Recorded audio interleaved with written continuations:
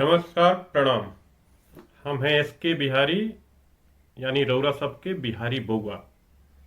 तो आज बा अंतर्राष्ट्रीय मातृभाषा दिवस।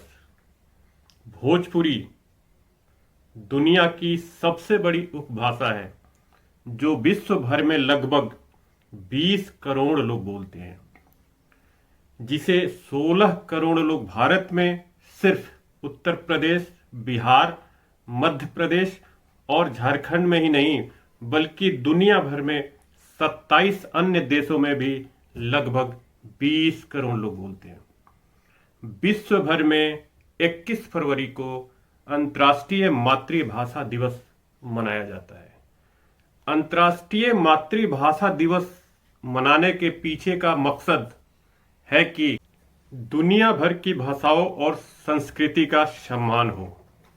विश्व भर में भाषाई और सांस्कृतिक विविधता का प्रचार प्रसार करना है और दुनिया में विभिन्न मातृभाषाओं के प्रति लोगों को जागरूक करना है। दुनिया में अगले 40 साल में 4000 से अधिक भाषाओं के खत्म होने का खतरा मंडरा रहा है। भारत विविध संस्कृति और भाषा का देश रहा है। 1961 की जनगणना के मुताबिक भारत में 1652 भाषाएं बोली जाती है। एक रिपोर्ट के अनुसार भारत में फिलहाल 1365 मातृभाषाएं हैं जिनका क्षेत्रीय आधार अलग अलग है। अन्य मातृभाषी लोगों के बीच भी हिंदी दूसरी भाषा के रूप में लोकप्रिय है। भोजपुरी दुनिया की सबसे बड़ी उपभाषा बोली है, जिसे 16 करोड़ लोग भारत में सिर्फ उत्तर प्रदेश, बिहार, मध्य प्रदेश और झारखंड में ही नहीं बल्कि दुनिया भर में 27 अन्य देशों में भी बोलते हैं।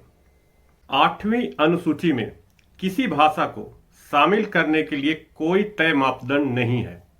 गृह मंत्रालय के मुताबिक पूर्व में पाहवा 1996 और सीताकांत मोहपात्रा 2003 कमेटियों के जरिए इस तरह का मानदंड तय करने की कोशिशें की गई थी, लेकिन वो अनिर्णायक रहा। पर कहना गलत नहीं होगा कि अब तक जो भाषाएं 8वीं अनुसूची में शामिल है उसमें बहुत सी भाषाओं से ज्यादा सबसे मजबूत दावेदारी भोजपुरी की बनती थी।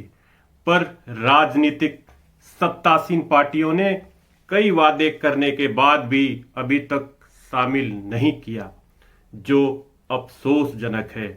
भोजपुरी लोकमानस एवं हृदय में जिस तरह से रची बसी है, उम्मीद करनी चाहिए कि वो 8वीं अनुसूची में भोजपुरी जितना जल्द हो सके शामिल हो।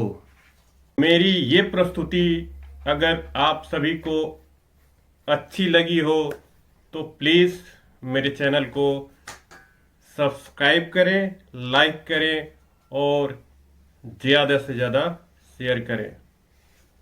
प्रणाम, गोड़ लागतनी, नमस्कार, जय भारत, जय हिंद।